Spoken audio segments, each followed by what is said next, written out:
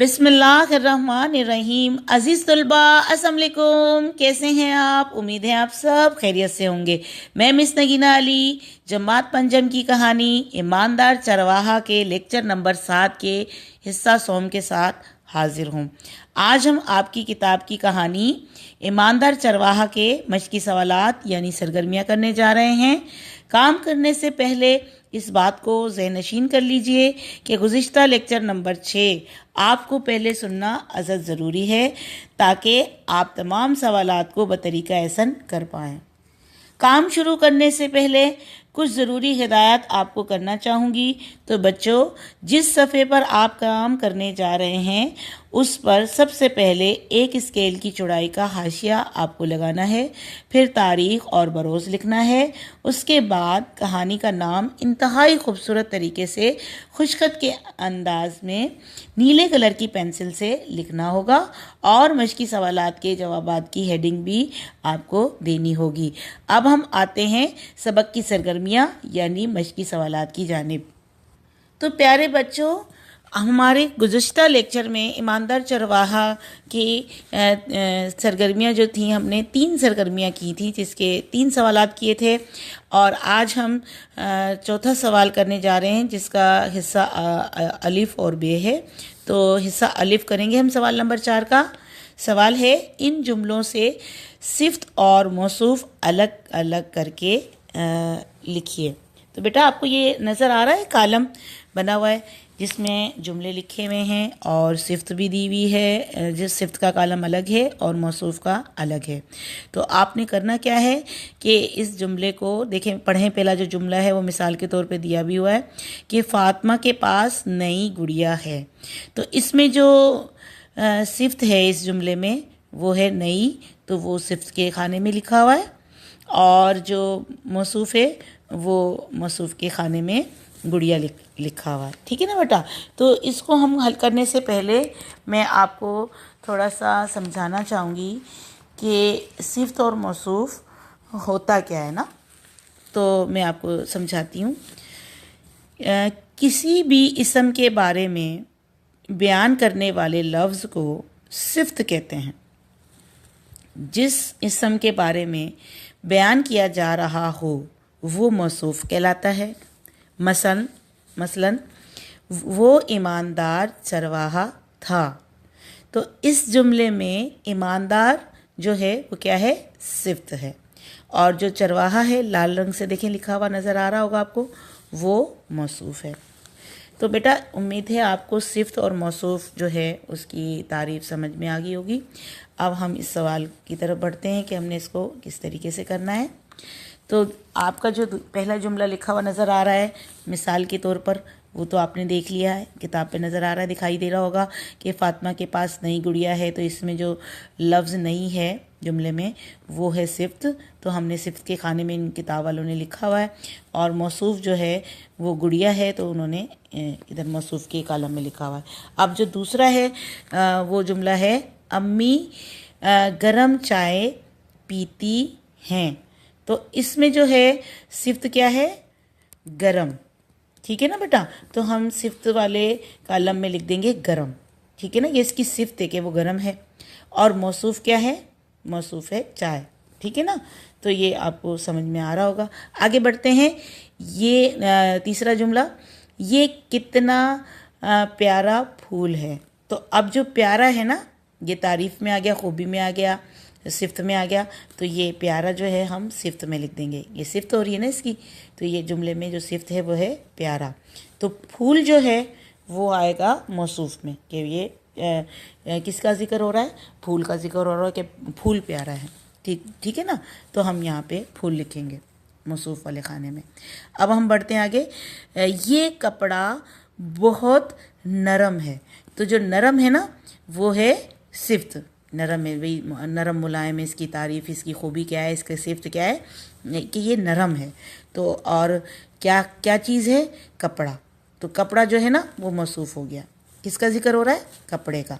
तो वो हमने यहाँ पे कपड़ा लिख दिया मौसूफ वाले खाने में। अब आगे बढ़ते हैं। लिखा हुआ है लोहा बहुत सख्त धात है। तो इसमें जो है इसकी लोहे की क्या सिफ्त आ रही है, इसमें सख्त आ रहा है, तो ये सख्त हम लिखेंगे इधर, ठीक है ना, सिफ्त वाले खाने में। और यहाँ पे क्या आएगा, लोहा। जाहिर है लोहे का जिक्र हो रहा है कि लोहा सख्त है, तो फिर हम लोहे का लिखेंगे, ठीक है। अब है लोमड़ी चालाक जानवर है, तो चलाक इसकी सिफ्त है लोमड़ी की, तो हम ये सिफ्त में लिख देंगे। और लोमड़ी जो है जिसका जिक्र हो रहा है वो क्या है, लोमड़ी, तो फिर वो हम मौसूफ में लिखेंगे। तो ये है सवाल नंबर 4 का अलिफ मुकम्मल हुआ यहाँ पर।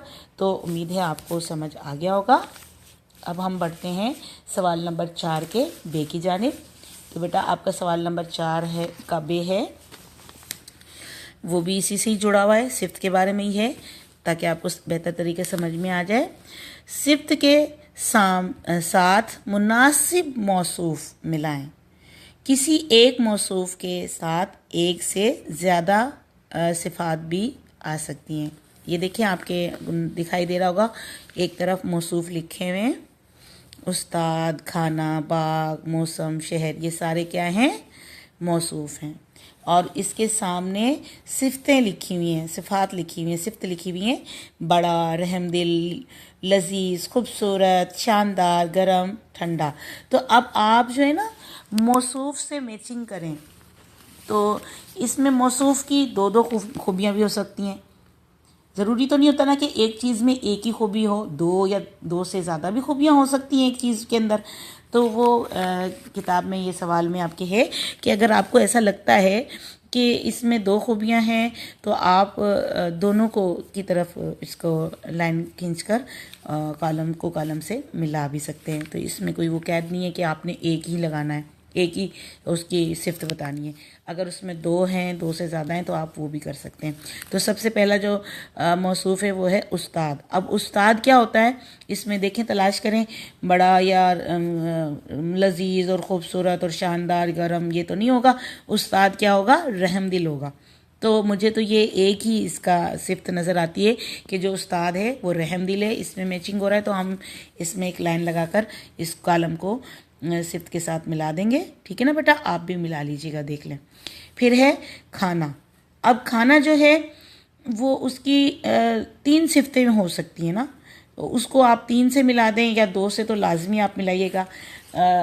खाने के ऊपर तो सारी चीज़ें मुझे तो सही लग रही हैं कि खाना लजीज है, ठीक है ना, और खाना ठंडा और गर्म भी हो सकता है, खाना शानदार भी हो सकता है। तो आप जो है ना इसके अंदर जो ज़्यादा बेहतर मुझे लग रहा है वो है खाना लजीज कर दें आप। फिर आगे बढ़ते हैं, लिखा हुआ है बाग। अब बाग की सिफ्त जो है वो क्या है, खूबी और उसकी जो तारीफ़ है वो क्या है, ख्वाब की, बाग की, सॉरी। तो बाग की ये होगी कि खूबसूरत होते हैं बाग। जब आप जाते हैं, फूल, खूबसूरत फूल खिले हुए नज़र आते हैं, दरख्त नज़र आते हैं, प्यारे प्यारे परिंदे दिखते हैं, तो हमें खूबसूरत लगता है ना वो। तो हम उसको किससे मिलाएंगे, बाग को खूबसूरत से और शानदार से, कि शानदार बाग होता है। ऐसा शानदार बाग देखा, इतने खूबसूरत और शानदार किस्म के उसकी मतलब दरख्त थे और इतना खूबसूरत मंज़र था, शानदार मंज़र थे, तो ये कर लीजिएगा।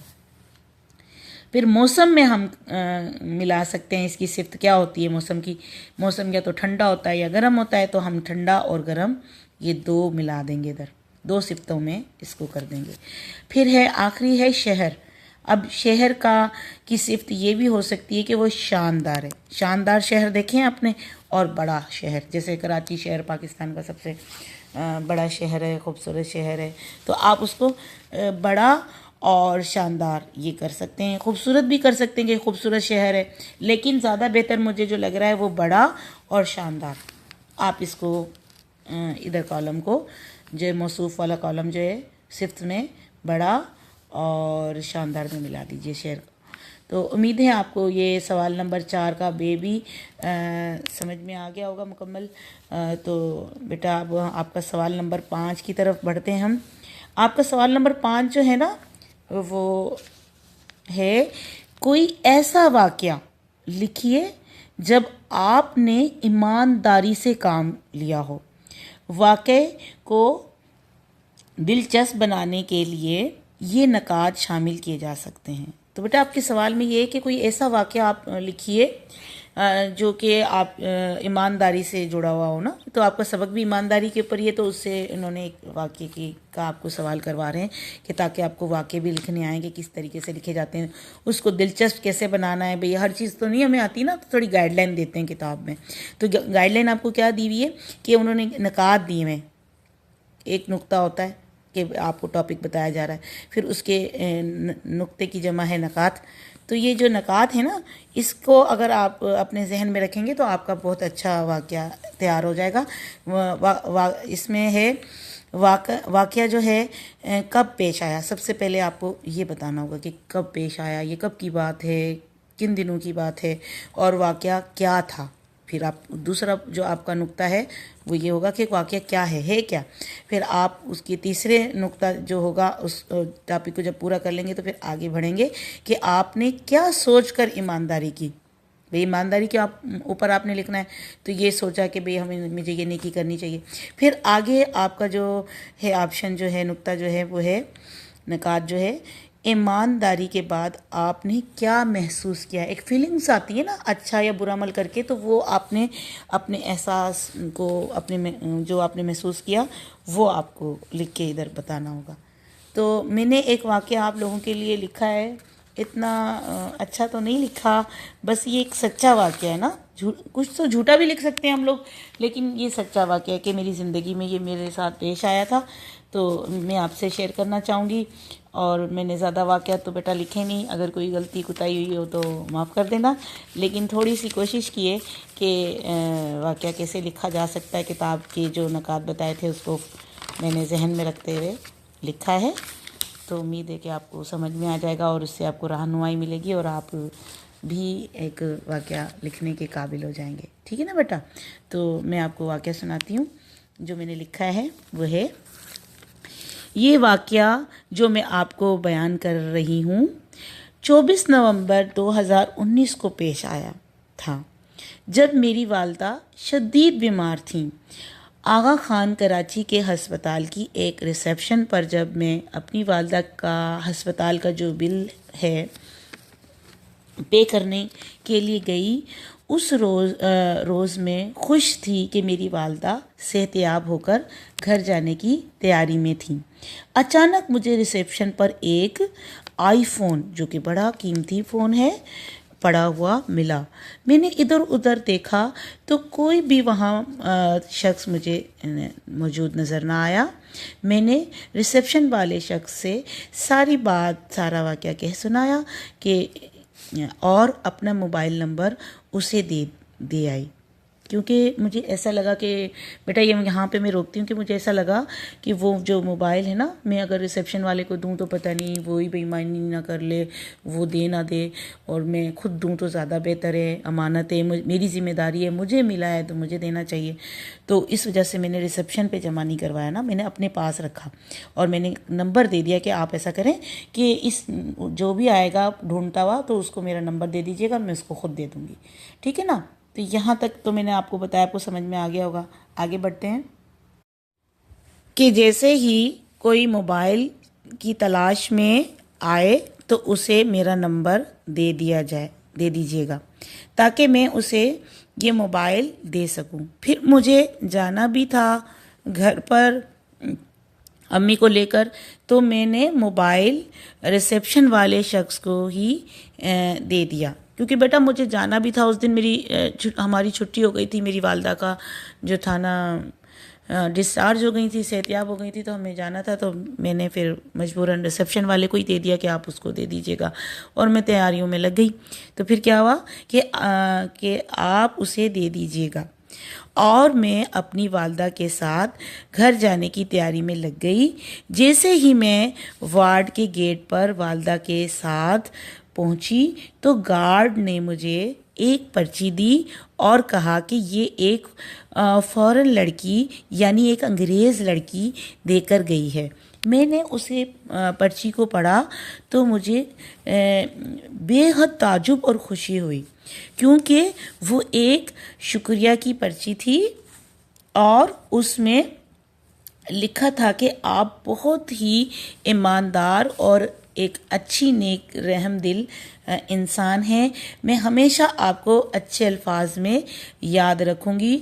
मुझे पढ़कर बेहद खुशी और फ़ख्र महसूस हुआ, क्योंकि वो अंग्रेज़ औरत थी। मेरे इस अमल से उसके दिल में हमारे दीन इस्लाम और पाकिस्तान की इज़्ज़त बढ़ी कि मुसलमान और पाकिस्तानी लोग कितने ईमानदार होते हैं। तो प्यारे बच्चों, देखो कि मुझे ये इस चीज़ की ज़्यादा मुझे फ़ख्र भी हुआ और ख़ुशी भी ये हुई कि मेरी एक छोटी सी ईमानदारी से एक फ़ॉरेन लड़की जो थी, अंग्रेज़ थी, उसके दिल में कितनी इज़्ज़त बनी होगी कि ये जो है ना कि भाई कि पाकिस्तानी भी अच्छे होते हैं, चोर वगैरह नहीं होते और ईमानदार होते हैं, और इस्लाम की कितनी इज़्ज़त बढ़ी होगी उसके दिल में कि मुसलमान लोग कितने सच्चे और अच्छे और ईमानदार होते हैं कि वो इतनी महंगी चीज़ जो लाखों रुपए की थी और जो है ना वापस कर दी। 2-3 लाख रुपए का तो मोबाइल था, वो आईफोन जो था, तो मैंने वो वापस कर दिया। तो जब उसकी पर्ची पड़ी तो मुझे खुशी हुई ना। तो ये मेरे ईमान की भी आजमाइश थी और मेरे मुल्क की भी इज़्ज़त का सवाल था। मुझे तो नहीं पता था वो एक अंग्रेज़ औरत है, या और मेरे दीन की भी बात थी और मेरे वालिदैन की तरबियत की भी बात थी। तो मैंने वो रिसेप्शन पे ही दे दिया। और वो लड़की, देखें, मुझे ताज्जुब इस बात का हुआ कि वो लड़की मुझे तलाश करती हुई आई। कहाँ से उसने, उस औरत ने मुझे मुश्किल से तलाश किया होगा, लेकिन मैं उसे मिली नहीं, मैं बिज़ी थी, अंदर वार्ड में जाने नहीं देते आगा खान वाले जो थे। तो वो रिसेप्शन पे गार्ड को ही पर्ची शुक्रिया की दे के चली गई ना। तो जब वो मैं जाने लगी तो उस गार्ड ने मुझे दी कि ये फ़लाँ जो पेशेंट की जो थी ना, उसको दे देना। तो इस तरीके से वो पर्ची आज भी मेरे पास मौजूद है। तो मैंने खुदा का शुक्र अदा किया कि मेरी ईमानदारी से मेरे मुल्क और मेरे दीन की इज़्ज़त बढ़ी। अल्लाह का शुक्र है कि उसने मुझे इतना अच्छा मौका अता किया अपने दीन और अपने मुल्क की इज़्ज़त वक़ार बढ़ाने के लिए मेरा इंतखाब किया और मुझे ये सादत नसीब की। तो बेटा, उम्मीद है कि आपको ये वाक़या जो है सुनकर समझ में आ गया होगा कि कैसे लिखते हैं। मैंने कभी ज़्यादा लिखा नहीं, लेकिन ये मैंने आप लेक्चर में अभी ही थोड़ी देर पहले लिखा कि चलो बच्चों को थोड़ा आइडिया आ जाएगा ना कि कैसे लिखते हैं। तो आपकी ज़िंदगी जो इतनी बड़ी है माशाल्लाह, तो आप ग्रेड माशाल्लाह 5 में आगे हैं, तो इतनी उम्र तो होगी, कोई अच्छा वाक़या जो आपकी ज़िंदगी में ईमानदारी से जुड़ा हुआ हो, जो करके आपको खुशी महसूस हुई हो, जिससे सुकून मिला हो, तो वो आप अपनी अल्फाज में तहरीर करके मुझे भेजिएगा। कमी पेशी हो जाती है, आपकी टीचर से हो गई है, तो आप तो फिर बच्चे हो, तो इससे घबराइएगा नहीं, जैसा आता है वैसा लिख के मुझे आप भेजिएगा और मैं चेक करूँगी। ठीक है ना बेटा, आगे बढ़ते हैं। तो प्यारे बच्चों, आज आपको सबक ईमानदार चरवाहा के 3 सवाल दिए जा रहे हैं जो आपको करने हैं। यहाँ पर आपके सबक की तमाम सरगर्मियाँ मुकम्मल हुई। अब हम बढ़ते हैं आपके घर के काम की जानिब। तो आज आपको जो समझाया गया सवाल हैं तहरीर करना होगा। तो प्यारे बच्चों, आपका काम जो है इंतहाई खुशखत होना चाहिए। आपका घर का काम ये है कि आपने जो है ईमानदार चरवाहा के मशकी सवालात के जवाब, जिसकी आपको भी रहनुमाई फरमाई गई है, उसके ऐन मुताबिक मशकी सवालात के जवाब खुशखत तहरीर करने हैं। उसके बाद आपने उसकी तस्वीर लेकर आपकी क्लास के व्हाट्सएप ग्रुप में भेजनी होगी, ताकि उसमें मज़ीद कोई इस्लाह की गुंजाइश हो या कोई इग़लात हों, कोई गलतियां हों, तो मैं उसको दुरुस्त कर सकूं, आपकी मज़ीद रहनुमाई फरमा सकूं। अब इजाज़त दीजिए, आज के लिए इतना ही। अपना बहुत सारा ख्याल रखिएगा। इंशाअल्लाह अगले लेक्चर में नए सबक के साथ बहुत जल्द हाजिर होंगी। तब तक के लिए अल्लाह हाफिज़।